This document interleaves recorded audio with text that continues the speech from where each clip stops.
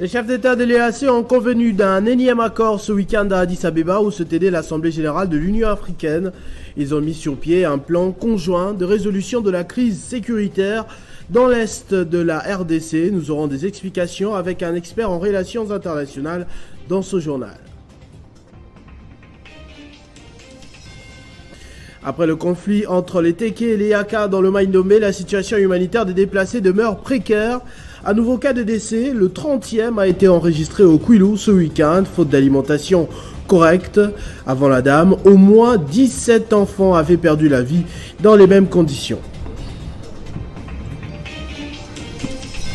Les choses ne s'arrangent pas pour les clubs congolais actuellement en compétition au niveau africain. Tous les 4 clubs n'ont pas pu avoir mieux qu'un match nul en C1 ce week-end encore. Nous en parlerons dans ce journal avec Christian Bokaya lors de notre page sportive.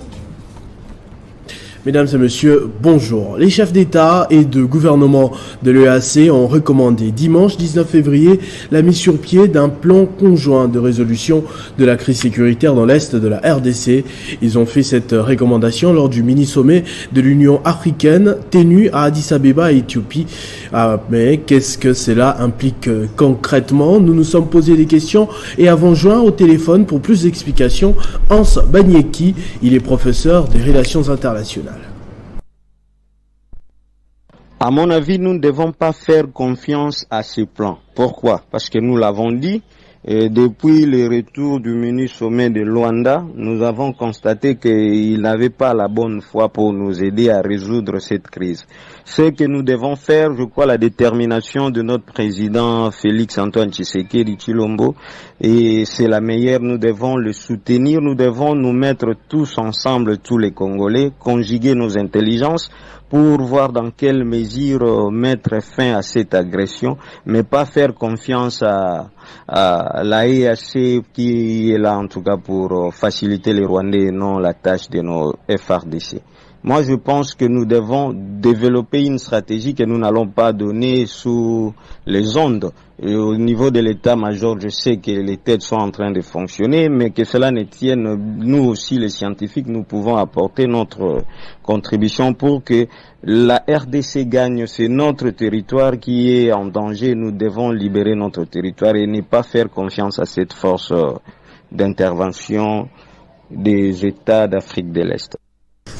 S'engager avec les autorités congolaises dans des discussions sur les analyses des faits en vue d'élargir le champ de coopération. C'est ce qui ressort de la rencontre entre le ministre de la Défense nationale et des anciens combattants Gilbert Kabanda et Lise Browns, sous-secrétaire générale des Nations Unies en matière des droits de l'homme. La diplomate tunisienne aura 10 jours en RDC pour confirmer la volonté des Nations Unies à renforcer la collaboration et l'accompagnement de la RDC.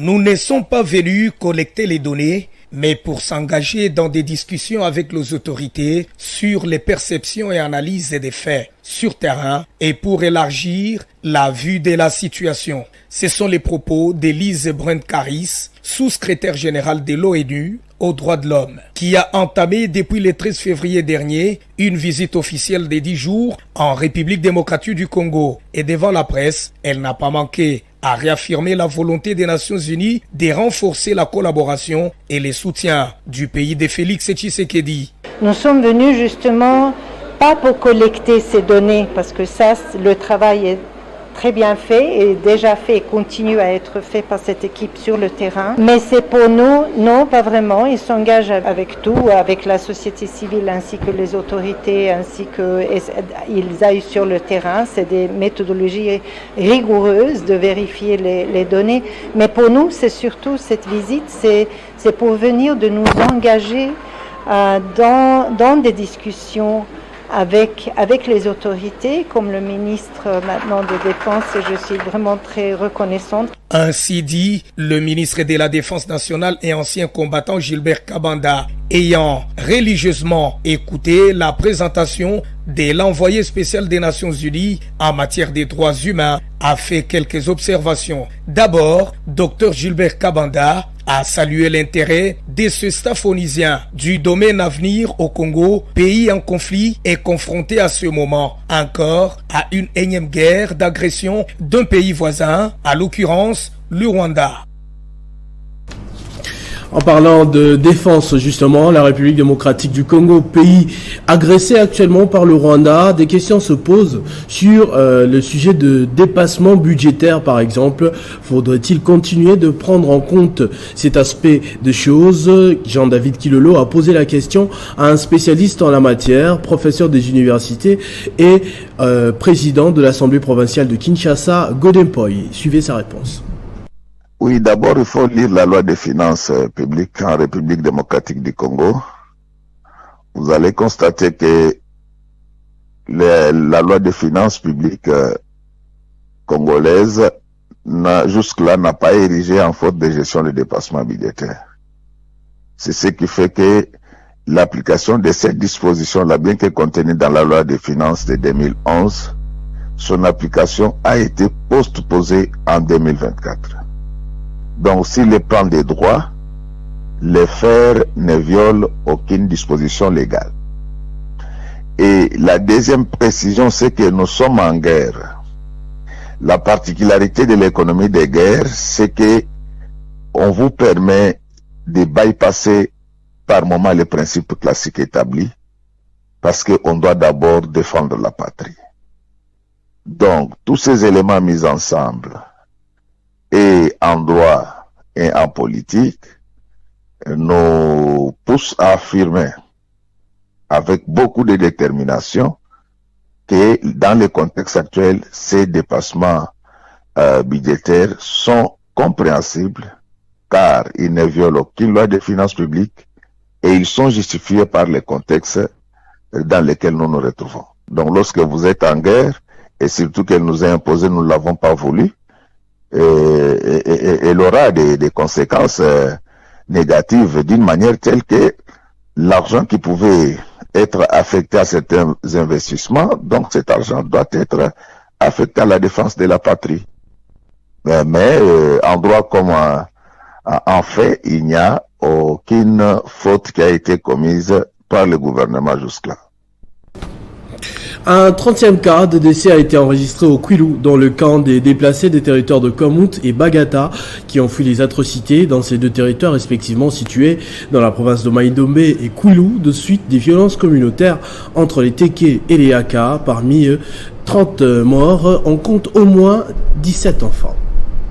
Ces chiffres ont été rendus publics par le vice-gouverneur du Kwilu, Félicien Kiwai, qui a indiqué que depuis le début du conflit, la province a reçu plus de 43 361 déplacés qui sont soit dans les familles d'accueil, soit dans les entrepôts du marché central de Bandundu. Il déplore par ailleurs les conditions précaires dans lesquelles vivent ces déplacés qui n'ont pas à manger et les médicaments, ce qui est d'ailleurs à la base des décès recensés depuis le mois d'août 2022. Parmi les 30 morts, on compte 17 enfants. Les derniers cas en date, c'est une femme âgée d'une cinquantaine d'années. Les violences enregistrées à Kwamouth y ont fait plus de 200 morts, plus de 40 000 déplacés au Kwilu, plus de 18 000 au Kwango, sans compter la capitale Kinshasa, le territoire voisin des Bolobo et le Congo-Brazzaville qui ont également reçu les déplacés. C'est en septembre 2022 que ces violences ont touché le territoire voisin de Bagata dans le Kwilu où plus de 50 morts ont été enregistrés.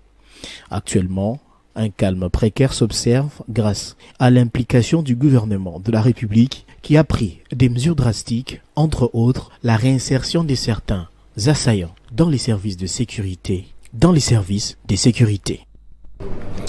Il s'est élu samedi à Béatrice Hôtel de Kinshasa une tribune d'expression patriotique du Conseil national de la jeunesse que dirige William Mukambila. Le principal but de cette rencontre était d'étaler le bilan du président de la République, Félix Tshisekedi, après 4 ans d'exercice de pouvoir. Ces assises ont permis à la jeunesse congolaise de passer en revue les réalisations du président de la République, Félix Antoine Tshisekedi, depuis son avènement au pouvoir. Cette tribune d'expression patriotique réunissant plusieurs leaders de la jeunesse de la capitale autour de l'ambassadeur de la jeunesse, William Mukambila, en présence d'autres intervenants dont le député national Bernard Kayumba, le directeur de communication de la présidence Eric Nindo et un représentant de l'IGF, une rencontre autour du thème « 4 ans après, la jeunesse au chapitre de Fachi ». Les attentes de cette population qui a tant souffert, mais qui qui espère, bien évidemment, dans le leadership et dans la politique du chef de l'État de pouvoir remonter la pente. Je crois que chacun et chacune de nous a dit lui-même, entendre le prouesse du chef de l'État au regard de ces 4 ans. Mais nous sommes tous convaincus qu'avant ces 4 ans, notre budget national est estimé à 4 milliards. Mais aujourd'hui, sans ignorer les efforts et surtout la volonté politique du chef de l'État de voir le bien-être du peuple congolais être au rendez-vous. Aujourd'hui, notre budget est en train de nager entre 14 et 16 milliards. Wow! Tout en étalant les bilans du président de la République, William Mukambila a présenté la personnalité de Félix Tshisekedi comme le choix de la jeunesse congolaise. Les autres orateurs de la manifestation ont invité la jeunesse à l'éveil patriotique vis-à-vis notamment des voleurs au trésor public, mais aussi et surtout de la situation sécuritaire qui prévaut dans la partie est du pays. Les Bembe de Kinshasa étaient en assemblée générale ce samedi 18 février dans la commune de Ngalema. Ils ont saisi l'occasion au cours de cette manifestation pour installer le nouveau comité dirigeant de la mutualité Emo Yambondo. Comme à l'accoutumée chaque année, les Bembe de Kinshasa se sont retrouvés pour une assemblée générale. Cette rencontre avait pour but d'installer le nouveau comité dirigeant à la tête de la mutualité Emo Yambondo et donner des grandes lignes des actions stratégiques pour l'année 2023. En effet, plusieurs notables et ressortissants de la province du Sud Kivu ont pu choisir et qui les dirigeront. Il reste que moi et mon comité, vous soyons suffisamment reconnaissants par une gestion de notre grande mutuelle à la hauteur des attentes de tous les domaines de Kinshasa. À sa prise de parole, Yoram Echiba, président des Bembe de Kinshasa, a clamé tout haut l'agression qui subit injustement les habitants du Sud Kivu à travers l'agression rwandaise. Et vous le savez très bien, nous en parlons tous les jours. Les étrangers veulent prendre notre territoire, notre pays. Qui parle des fils et parle de la RDC.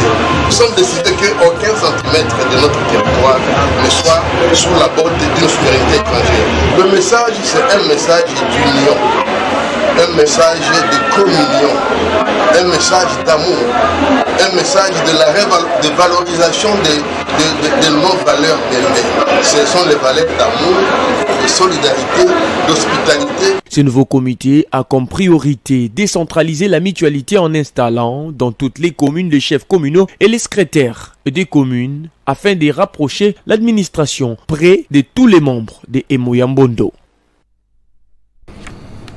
Notre page panafricaine à présent, l'armée burkinabé a annoncé hier la fin officielle des opérations de la force française Sabre au Burkina Faso, pays en proie à des violences djihadistes. Pourtant, cette annonce intervient 3 semaines après la dénonciation des accords de défense liant les deux pays. Cette fin officielle a été marquée par une cérémonie de descente des drapeaux organisée samedi près de Ouagadougou par le chef de l'armée de terre burkinabé, le colonel Adam Onéré et les lieutenants-colonels français, lui les cacheurs, qui représentent les commandants de la force Sabre. L'état-major burkinabé a fait savoir dans une lettre que les désengagements des équipements et matériels restants de Sabre sera finalisé par une équipe de logisticiens déployés à cet effet selon un chronogramme défini en accord avec l'état-major général des armées. Cependant, les nombres des soldats français encore au Burkina Faso n'étaient pas encore connus dimanche soir. Selon une source sécuritaire burkinabé, une grande partie des militaires sont déjà partis. Par ailleurs, une source gouvernementale française a de son côté indiqué que des militaires français étaient toujours présents au Burkina Faso, sans en préciser le nombre. Cette annonce de la fin officielle des opérations de la force française Sabre au Burkina Faso intervient 3 semaines après que le gouvernement burkinabé a dénoncé l'accord relatif au statut des forces françaises dans le pays. Ce gouvernement de transition leur avait alors laissé un mois pour quitter son sol en proie des violences djihadistes. Paris avait alors acté ses départs quelques jours après. L'Union africaine va organiser une conférence de réconciliation nationale sur la Libye en proie à une crise politique majeure depuis la chute du régime de Muammar Kadhafi en 2011. C'est le président de la commission de l'UA, Moussa Faki, qui l'a annoncé en marge de l'Assemblée générale de l'UA, tenue à Addis Abeba.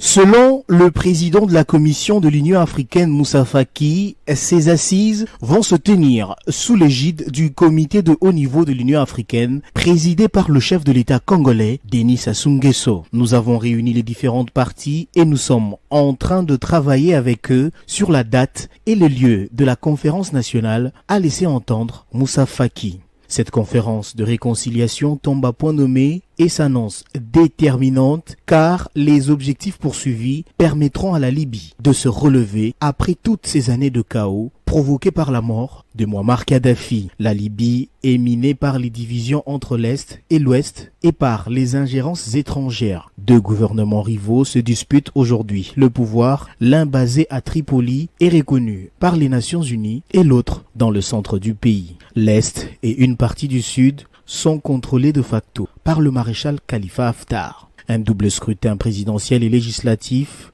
initialement prévu en décembre 2021 pour stabiliser le pays, a été reporté sine die en raison des divergences sur la base juridique des élections et la présence des candidats controversés.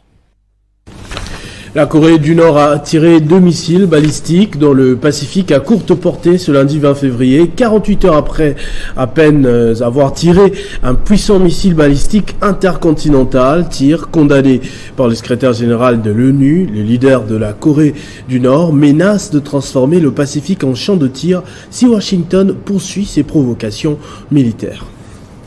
La tension monte un peu plus entre les États-Unis et la Corée du Nord, où l'actuel dirigeant coréen Pyongyang affirme avoir tiré ce lundi 2 missiles balistiques dans le Pacifique depuis sa côte Est, et c'est en réponse aux exercices conjoints des États-Unis et la Corée du Sud dimanche. Une réaction qui fait suite à un week-end où les deux camps ont montré les muscles avec un tir de missiles à longue portée au nord et des exercices aériens en présence des bombardiers américains du Sud. Pyongyang menace donc de transformer le Pacifique en champ de tir si Washington poursuit ses provocations militaires. De son côté, la Corée du Sud dénonce une provocation qui porte atteinte à la paix et à la stabilité de la péninsule coréenne. Le Conseil de sécurité des Nations Unies, qui départ son secrétaire général Antonio Guterres, a condamné ces lancements et devra se réunir en urgence ce mardi à New York à la demande du Premier ministre japonais Fumio Kishida. Tokyo, pour sa part, dénonce également le lancement samedi du missile balistique intercontinental de la Corée du Nord, un des plus puissants du pays ayant atterri dans la zone économique exclusive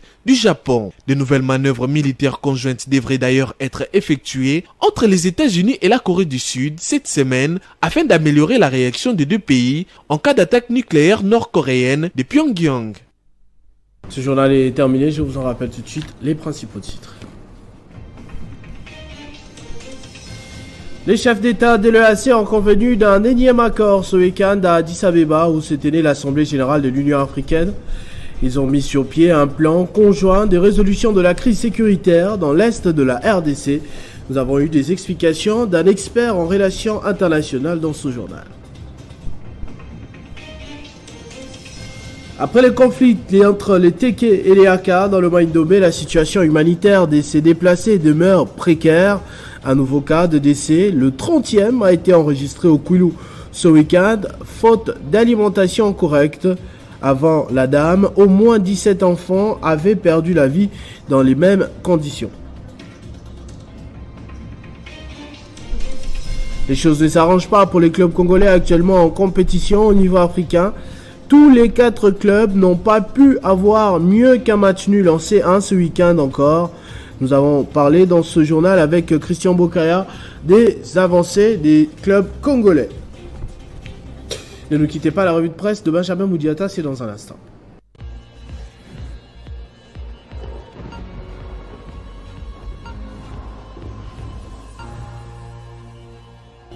Benjamin qui va me rejoindre de l'autre côté du plateau. Bonjour et bienvenue Benjamin. Merci à vous Christopher, merci à tous ceux qui nous suivent à travers le monde. Première question, après le mini-sommet d'Addis Abeba, les journaux se sont penchés sur les enjeux qui y ont été abordés. Eh bien Christopher, les quotidiens parus ce lundi 20 février ont majoritairement consacré leur une dans la situation sécuritaire de la RDC, abordant les derniers mini-sommets sur la paix et la sécurité dans la région est de la République démocratique du Congo qui s'est tenu récemment à Addis Abeba. Le média en ligne actualité.cd signale dans son titre que les chefs d'État de l'EAC privilégient l'harmonisation de processus de paix de Luanda et de Nairobi et sollicitent un soutien financier aux partenaires internationaux. Alors que Radio Okapi.fr, de son côté, annonce le fait que l'EAC recommande la mise en œuvre d'un plan conjoint de résolution de la crise sécuritaire dans l'Est de la République démocratique du Congo. Plus loin, dans ses colonnes intérieures, Christopher, ce média éclaire que le pays membre de l'EAC estime que ce plan conjoint va aider à la désescalade de tensions entre la République démocratique du Congo et le Rwanda. Et à en croire les communiqués signés conjointement par les chefs d'État et chefs de gouvernement présents en cette rencontre, notamment Félix Tshisekedi et Paul Kagame du Rwanda, les forces régionales vont continuer le déploiement total sur les sols congolais, quoi qu'on puisse en déduire, Christopher Ochokoum. Deuxième question, une année après la guerre entre la Russie et l'Ukraine, les médias ont fait un état des lieux.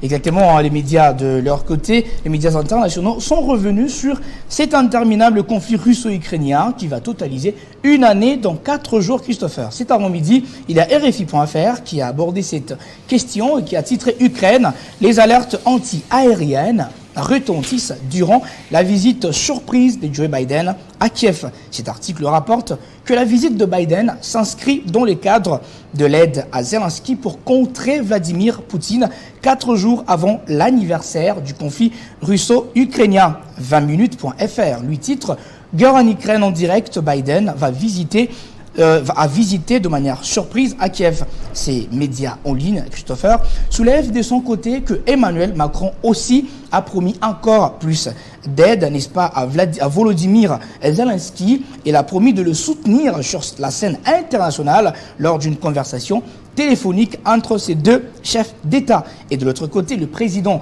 français toujours Emmanuel Macron, après une année, commence enfin à comprendre certaines choses, selon le média français, le journal du dimanche.fr, qui relaie les propos d'Emmanuel Macron dans une interview lui accordée par Le Figaro, où il dit que l'Europe est le continent qui finira le plus grand perdant dans ces conflits entre la Russie et l'Ukraine. Christopher Ochokoum. Merci beaucoup Benjamin Moudiata pour ce tour d'horizon des journaux. C'est moi qui vous remercie, Christopher. À tous et à toutes également, merci de votre attention soutenue. Restez fidèles au programme de votre chaîne Télé 50. Vivez heureux, vivez sans tort, mesdames et messieurs.